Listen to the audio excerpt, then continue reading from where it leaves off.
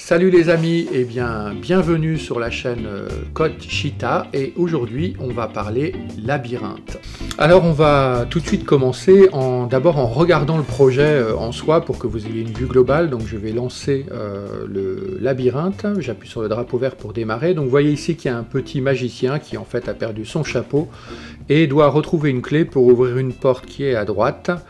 Et une fois que cette porte sera ouverte, eh bien, il pourra récupérer son chapeau. Donc on voit que le magicien est dans une taille suffisamment grande pour que le joueur puisse le voir, évidemment, mais aussi qu'il puisse parcourir les différents éléments du labyrinthe. Donc première chose qu'on va apprendre, c'est à déplacer un objet de cette manière, avec les curseurs, les touches curseurs du clavier, donc la flèche, droite, gauche, haute et basse. Donc quand on se déplace, voilà, tout se passe bien. Si on touche un mur, voilà, il va rebondir en fait sur du mur pour rester en place, qui lui interdit au joueur d'aller, de traverser le mur et de tricher en quelque sorte. Donc là, vous voyez que je me rends jusqu'à la clé. Et quand je vais à la clé, on va apprendre bien, à faire se rencontrer deux objets pour pouvoir générer un événement. Donc là en l'occurrence mon magicien va toucher la clé, et quand la clé est touchée, elle disparaît comme s'il l'avait prise en quelque sorte, et on entend un grincement de porte et la porte s'ouvre et un chapeau apparaît de magicien. Donc le magicien n'a plus qu'à partir du labyrinthe, de trouver la bonne voie pour s'échapper. Hop. Donc si je tape dans le mur, je ne peux pas passer évidemment. J'arrive ici. Vous avez vu comme je suis fort. Alors on va aussi apprendre à dessiner le labyrinthe, qui est quand même quelque chose d'intéressant, d'utiliser les ressources entièrement de Scratch. Et quand on arrive là, si je touche le chapeau, hop, je gagne mon chapeau et je peux quitter le labyrinthe. Voilà en gros le fonctionnement global du jeu. Alors pour faire le labyrinthe, on va utiliser le logiciel de dessin qui est fourni avec Scratch. On va aller cliquer là sur arrière-plan, descendre ici et choisir le pinceau peindre. Et on obtient ici du coup l'outil de dessin d'arrière-plan. Vous pouvez aussi le récupérer via l'onglet code ici. Alors, si vous l'avez fait plusieurs fois via l'outil peindre, il se peut que ça vous ait créé plusieurs fois l'arrière-plan, donc quand on n'a besoin que d'un seul, on n'en garde qu'un seul et on supprime les autres. On va utiliser l'outil en fait rectangle ici, et vous allez faire attention ici, des fois quand on démarre l'outil, il n'est pas configuré de cette manière-là, vous avez clairement, voilà par exemple une couleur activée, et si vous dessinez avec, et normalement il est à 4 je crois de mémoire, donc si vous dessinez ici un rectangle, vous voyez qu'il est rempli de couleur verte. Alors pour pas qu'il soit rempli de couleur verte, c'est très simple. Vous allez ici, vous cliquez, et vous allez choisir ici la petite icône avec le trait oblique. Et cela vide en fait le rectangle de toute couleur. Donc il devient transparent. Donc ici, les bords sont pas assez étroits. Moi je les ai mis à 10. Libre à vous de les mettre à la taille que vous voulez, mais attention, si c'est trop fin, il se peut que le sprite, le personnage que vous allez déplacer, le petit lutin aussi qu'on dit des fois en français, eh bien la collision en fait ne soit pas détectée. Donc 10 c'est une bonne valeur. Donc vous voyez, je vais positionner en fait le rectangle ici à la bonne taille. Et je vais pouvoir utiliser aussi là, voilà. Et une fois que j'ai fait ça, en gardant l'outil rectangle, je vais pouvoir créer mes autres éléments.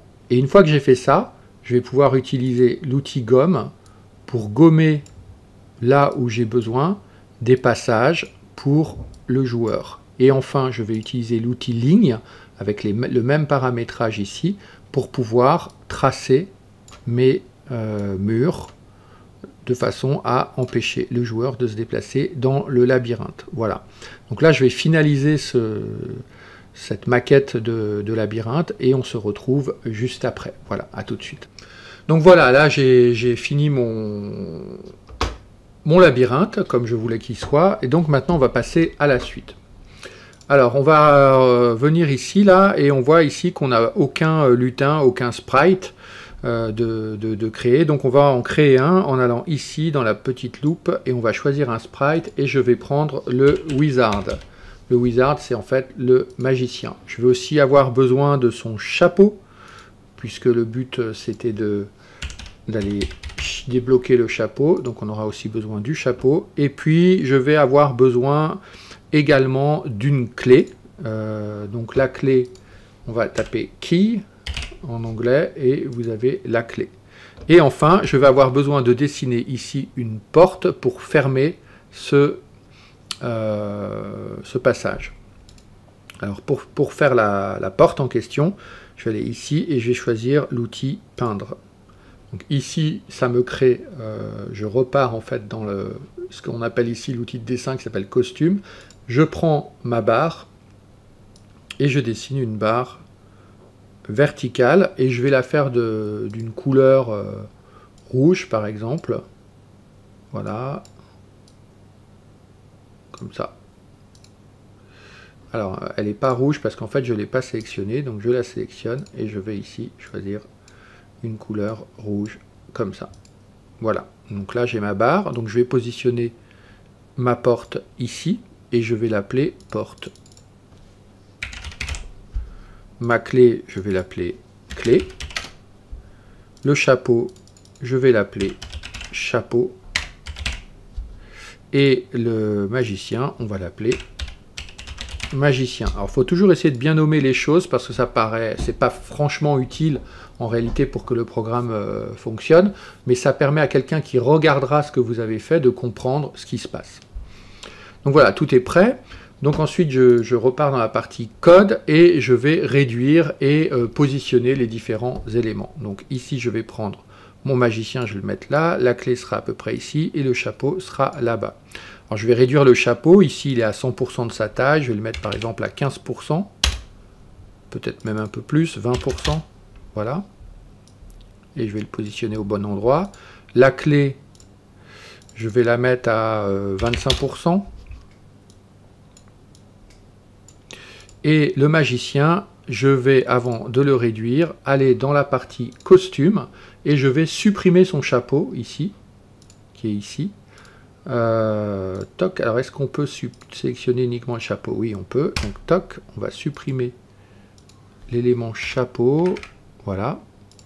Supprimer tous les petits dessins qui sont autour. Voilà. Et donc là, on a le magicien sans son chapeau. Et je vais réduire sa taille à, par exemple, 15%.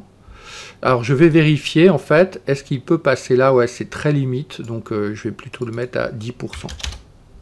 Comme ça, je suis sûr qu'il peut passer, quelle que soit la hauteur, ici, du labyrinthe. Et je le positionne à l'entrée. Et voilà, là, on a tous les éléments graphiques qui sont nécessaires pour programmer le jeu. Maintenant, on va faire la suite, c'est-à-dire faire le code qui gère tout cela.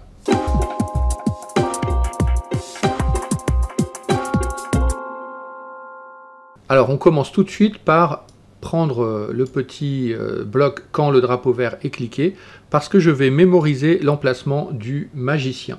Pourquoi? Parce qu'en fait quand le jeu se termine, le magicien n'est plus à cet endroit-là, qui a été mémorisé dans ce bloc ici. Vous voyez, quand je bouge le magicien, vous voyez que ce bloc ici, les valeurs X et Y changent.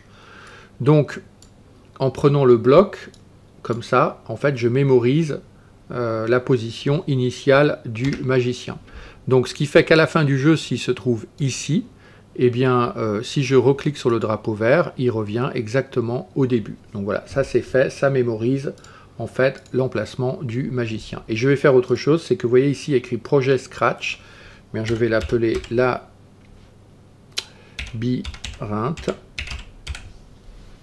Voilà, et je vais tout de suite faire fichier sauvegarder sur mon ordinateur et je vais l'appeler V3 puisque j'ai différentes versions du projet.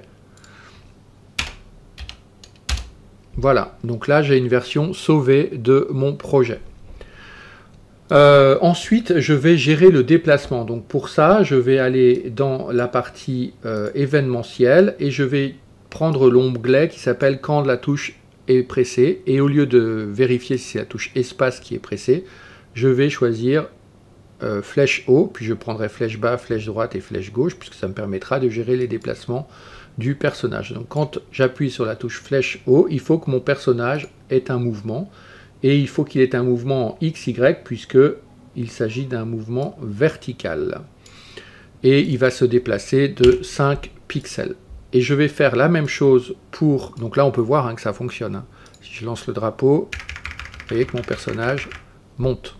Donc je vais dupliquer ce bloc. Et à l'inverse, quand il doit descendre, donc aller vers la flèche bas, eh bien, au lieu d'ajouter 5, je vais soustraire 5 pixels. Donc maintenant, mon personnage monte et mon personnage descend. À présent, je vais dupliquer encore ce bloc, mais au lieu d'avoir une valeur en Y, je vais avoir une valeur en X. Pourquoi? Parce que je vais me déplacer horizontalement, donc en X. Donc vertical Y, horizontal X. Et là, je vais me déplacer de 5 pixels pour la flèche droite. Et je vais dupliquer cet élément et je vais changer juste ici flèche gauche. Et au lieu d'ajouter 5 pixels, je vais soustraire 5 pixels. De cette manière-là, on peut tester, notre magicien peut se déplacer partout à l'écran. Voilà pour cette première séquence de déplacement. Évidemment, maintenant, on va gérer ce que l'on appelle les collisions.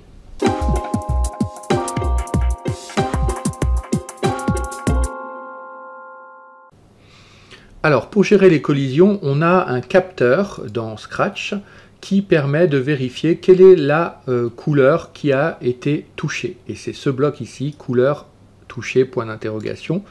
On va cliquer sur cette couleur qui est rose pour moi, mais elle peut être d'une autre couleur pour vous. Et je vais aller utiliser l'outil pipette pour prendre la couleur noire du labyrinthe. Et vous voyez que les données, en fait, ont été modifiées. Donc maintenant, quand la couleur noire est touchée, eh bien, puisque j'ai ce capteur, je vais le tester avec un outil contrôle, et c'est une condition. Alors, si le capteur couleur enregistre que le magicien a touché la couleur noire, il doit se passer quelque chose. Comme par hasard, cette couleur noire, c'est bien la couleur des murs. Alors, s'il touche la couleur noire, qu'est-ce qui se passe? Eh bien, je vais lui demander de jouer un son, déjà, pour signaler au joueur que le son permet de signaler au joueur, en fait, qu'il se passe quelque chose. Donc, je vais prendre le son que j'avais dans ma démo, qui est Kick Drum, et je vais aller dans la partie son, et je vais dire jouer le son Kick Drum jusqu'au bout. Voilà. Et puis ensuite, j'ai besoin, en fait, que le magicien qui va être collé au mur soit décollé du mur légèrement, comme s'il rebondissait sur le mur. Quand on se cogne sur quelque chose, souvent on fait un pas en arrière. Et bien là, l'idée, c'est la même chose. Donc je vais aller dans la partie mouvement et choisir aller ajouter à Y, ici. Et je vais le faire reculer. Donc comme il était, on ajoutait 5, je vais soustraire 5. Et par sécurité, je vais même soustraire 2 pixels de plus. C'est dans mes tests que je me suis rendu compte de ça. Donc là, il a avancé de 5. Ben, je recule de 2 pixels, de façon à être sûr de 7 pixels en tout. Donc la distance qu'il avait parcourue, 5 pixels, plus donc 5 pixels en moins, plus 2 pixels. Ce qui fait que ça permet un peu de le recentrer en fait dans le couloir. Et ça oblige le joueur à comprendre que bah non, il ne faut pas aller vers le mur. Et puis je vais même ajouter quelque chose, parce que dans mes tests, j'ai aussi vu autre chose, c'est que je vais faire une pause. Je vais forcer le joueur à attendre 1 seconde, c'est-à-dire que pendant 1 seconde, le fait d'appuyer sur la touche flèche du clavier n'enregistre aucun mouvement. Ce qui fait que ça va encourager le joueur en fait, à arrêter d'appuyer comme un fou sur cette touche. Et donc, ben voilà, et si en fait il ne touche pas la couleur noire, eh bien tout simplement on va ajouter 5 à Y dans la condition. Et donc maintenant on a ici un bloc qui devrait être à peu près complet. Si on le teste, en allant ici et qu'on monte, hop, vous voyez que le magicien rebondit du mur. Donc on a juste simplement maintenant à dupliquer ce bloc sur les autres blocs, en modifiant 2 choses. C'est évidemment le sens du déplacement. Ici, on est ajouté 5 Ici, on sera ajouté moins 5 en Y. Là, on sera ajouté 5 en X. Là, ajouter moins 5 en Y. Donc, il faudra bien penser à modifier dans la partie bloc, ce bloc ici. Donc, je vous montre, on prend ce bloc, on le duplique, on enlève ce bloc et on met ce bloc à la place. Mais ça ne suffit pas, il faut aussi modifier ici. Comme ici, on reculait en fait de 5, et bien là, on va ajouter 7. Si je fais la démo, vous allez mieux comprendre. Donc ici, je mets les deux blocs actifs, je supprime ce bloc, et maintenant mon personnage, si je le descends, toc, il rebondit. Donc on a supprimé moins 5 à chaque fois au déplacement, et quand on est arrivé tout en bas, il rebondit sur le mur, et en ajoutant 7 pixels, et bien en fait on le fait remonter. D'accord? C'est exactement l'inverse de cette situation. On va dupliquer le bloc, mais là on a donc deux choses à changer, c'est ce bloc ici, et ce bloc ici qui va venir à la place de celui-là, et idem, ici on ne doit plus être non plus en Y. Donc on va dupliquer ce bloc, parce qu'on va l'utiliser deux fois, on va enlever ce bloc, carrément le supprimer, on n'en a pas besoin, et ici on va ajouter 5, et là on va soustraire moins 7. D'accord? Alors, on ne peut pas, vous voyez, enlever, c'est la difficulté de Scratch, donc on est obligé de le sortir, de le recoller et de le remettre. Voilà. Et on supprime le bloc. Je vais le dupliquer. Hop, je le colle, je supprime cet élément parce que j'en ai pas besoin, je le remets ici. Et donc là, au lieu d'être à moins 7, on va être à 7. Au lieu d'être à 5, on va être à moins 5. Donc maintenant, si je teste mon magicien, alors on va tester. Si je monte, ça rebondit. Si je descends, ça rebondit aussi. Si je teste vers la gauche, ça rebondit. Et si je teste vers la droite, ça rebondit aussi. Donc vous voyez que maintenant, on a un joueur qui est contraint par les murs du labyrinthe dans ses déplacements. Voilà, donc maintenant, qu'est-ce qui manque? Il manque en fait de gérer la rencontre du magicien avec la clé qui va ouvrir la porte et faire apparaître le chapeau. Alors maintenant, pour gérer la clé, on va dans l'outil, on va dans le sprite clé ici, on est bien donc dans la partie code et on va utiliser l'événement de démarrage quand le drapeau vert est cliqué. Qu'est-ce qui se passe? Eh bien, comme pour le magicien, il faut que je positionne la clé au bon endroit. Donc je choisis tout de suite aller en X et en Y avec la valeur initiale de la clé ici. Ça, c'est une chose de faite. Et puis, je vais avoir besoin en fait de vérifier si le joueur rencontre la clé, si le magicien touche la clé. Et pour ça, je vais utiliser en fait un capteur qui est un capteur qui permet de gérer cet événement. Donc, est-ce qu'il touche le magicien? Et donc ça, vous voyez que ça se met dans une condition. Donc on va prendre la condition si. Donc si ma clé touche le magicien, qu'est-ce qui se passe? Eh bien, déjà, je vais déplacer la clé, je vais faire disparaître la clé. Donc pour ça, je vais aller dans la partie d'apparence et je vais cacher la clé. Comme je l'ai cachée, au démarrage du jeu, je vais devoir la montrer. Donc sinon, si je ne fais pas ça, quand je relance le jeu, la clé est toujours cachée. Donc au démarrage, quand le drapeau vert est cliqué, je montre la clé, je la positionne au bon endroit. Si la clé touche le magicien, eh bien, elle se cache. Donc quand je vais toucher le magicien, je me cache. Donc je peux tester là, mais si je le colle ici comme ça, le problème c'est que ce sera testé une seule fois quand le jeu est lancé. Donc il faut que je teste en permanence et à ce moment-là je prends le contrôle répéter indéfiniment, comme ça pendant tout le jeu ce test est effectué. Donc si la clé touche le magicien, elle disparaît. La deuxième chose qu'il faut gérer à présent, c'est l'ouverture de la porte. Et le problème de l'ouverture de la porte, c'est que faut que ça se fasse à distance et au moment où la clé touche le magicien. Donc depuis cet endroit-là, je vais envoyer un message qui se trouve ici, envoyer à tous un message. toc, que je mets ici, et je vais créer un nouveau message que je vais appeler message. Il va envoyer l'information, la clé est prise. D'accord? Il envoie à la touche le message clé est prise. Qu'est-ce que ça veut dire? Ça veut dire que l'information clé est prise est transmise au chapeau et à la porte au moment où la clé touche le magicien. Voilà. Donc du coup, dans le script du chapeau et dans le script de la porte, je vais pouvoir, en fonction de la réception de ce message, eh bien, agir, créer du code en conséquence. Je vais aussi faire un petit son ici, parce que moi j'aime bien avoir des sons. Donc je vais ici, partie son. Bon, il y a déjà un pop, on va prendre autre chose, je sais pas. Qu'est-ce qu'on a de sympa? Magique. Est-ce qu'on a des sons magiques? Voilà, par exemple.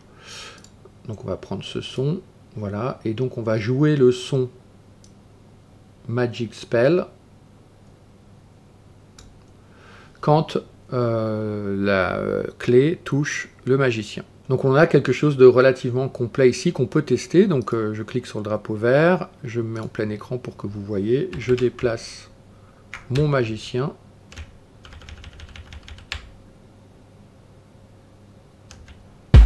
Hop, il descend, il arrive ici, il tourne, toc, et donc quand j'arrive ici,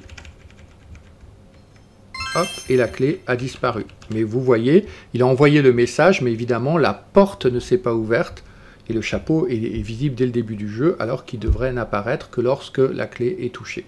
Donc on va remédier à ça.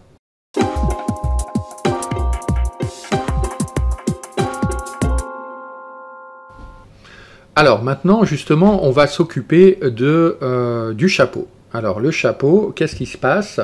Eh bien, quand le jeu démarre, ici, on va mémoriser son emplacement. Donc je vais dans la partie mouvement et je prends ce bloc. Là, c'est quelque chose qu'on a l'habitude de faire maintenant. La deuxième chose qu'on va faire, c'est qu'on va tester, en fait, pour savoir exactement comme on l'a fait ici pour la clé, on va tester pour savoir si le chapeau touche le magicien. Donc c'est exactement la même chose. On prend une boucle où on répète indéfiniment un ensemble de codes, et cet ensemble de codes, c'est une condition, et dans cette condition, on a le capteur qui permet de savoir qu'est-ce qu'on a touché. En l'occurrence, est-ce qu'on a touché le magicien? Donc si on a touché le magicien, qu'est-ce qui se passe? Eh bien en fait, le chapeau doit apparaître. Ici, apparence, et ici, le chapeau se montre. Alors, à ajouter ici, quand on clique, le chapeau se cache. D'accord? Donc, il n'est pas visible au début du jeu, mais il est visible quand il se passe quelque chose. D'accord? S'il touche le magicien... Ah non, je vous dis une bêtise. En fait, s'il touche le magicien, qu'est-ce qui se passe? En fait, le jeu doit s'arrêter, tout simplement. Donc en fait, le chapeau doit se cacher. Toc, toc. Et il doit jouer un son. Donc on va prendre un son comment, farfelu. Est-ce qu'on a des sons farfelus?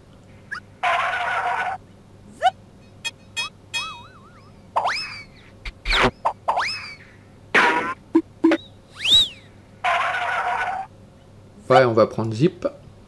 On va dire que c'est le magicien qui fait ce bruit. Donc on va jouer le son zip jusqu'au bout et on va cacher le chapeau. D'accord? Donc c'est assez logique. Quand je clique sur le drapeau vert, je cache le chapeau. Je le positionne néanmoins au bon endroit. Et je répète indéfiniment un test. Si le magicien touche le chapeau, eh bien, il y aura un son de jouer et le chapeau se cachera à nouveau. Et. Quand est-ce qu'on montre le chapeau? Eh bien, on montre le chapeau, justement, quand on reçoit un message de la clé. Et ici, on va recevoir le message clé prise. Et quand on reçoit le message clé prise, eh bien, on montre tout simplement le chapeau. Et on peut faire un son différent, évidemment, parce que sinon, on ne va pas s'y retrouver. Donc, on va prendre un autre son. Un effet.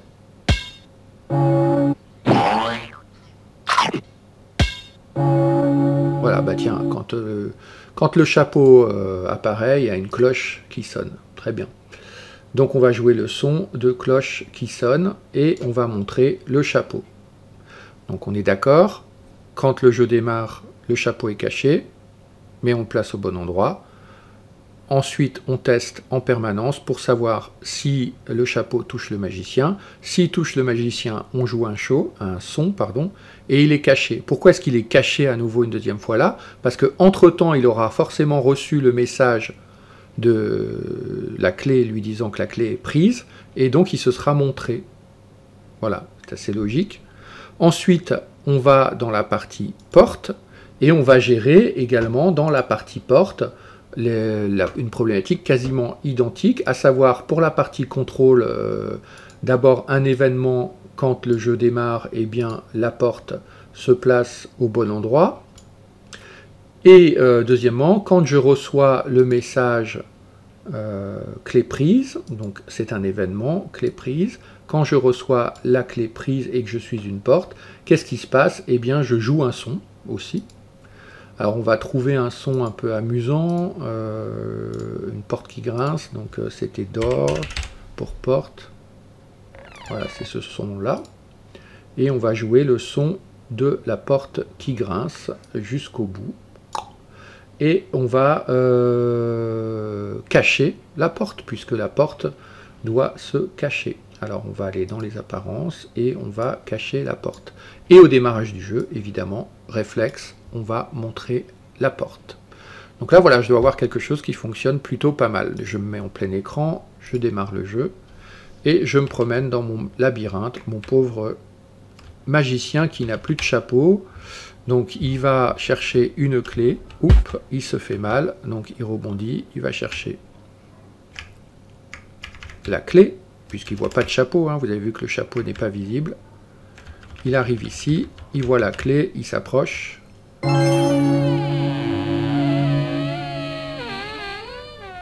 Voilà, et la porte s'ouvre. Alors vous avez vu que les deux sons du chapeau et de la clé, et du gling de la clé, se sont tous joués en même temps.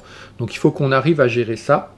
Donc il faut laisser du temps pour chacun des sons. Donc quand il y a le son de la clé qui est joué, il est joué jusqu'au bout, et il envoie le message clé prise.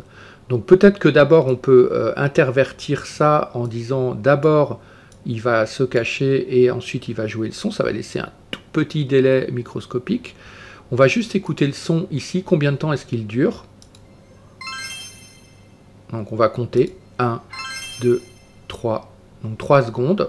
Donc ensuite, qu'est-ce qui se passe? La porte va, le chapeau va s'ouvrir. Donc on va dans la partie code. Et pour montrer le chapeau, on va attendre 3 secondes avant. Dans le contrôle ici, on va attendre 3 secondes avant de montrer le chapeau. Et on va jouer le son. Et quand on va jouer ce son, ça fait 1 seconde. Donc dans la partie porte, ici, on va attendre 1 seconde avant de jouer le bruit de son. Ce qui fait qu'on aura les différents événements qui vont se succéder au lieu d'être tous joués en même temps. On va tester. Voilà, je promène mon magicien qui a froid sans son chapeau. Il se déplace à toute vitesse dans le labyrinthe. Il récupère la clé. La porte grince et le chapeau apparaît. Alors, là encore, c'est pas encore hyper calé. Donc après, c'est tout un jeu. Donc la porte grince, donc on a un zip qui se passe. Il envoie à tous. Il joue jusqu'au bout, pardon, son bruit magique. Il envoie à chapeau. Le chapeau a attendu 3 secondes. Alors, la porte devrait attendre 4 secondes, c'est-à-dire 3 secondes le temps que le chapeau apparaisse, plus 1 seconde de décalage. Et là, on devrait être bon. On relance. Je déplace mon magicien. Il avance dans le labyrinthe. Il se cogne un peu au mur. Il arrive à la clé.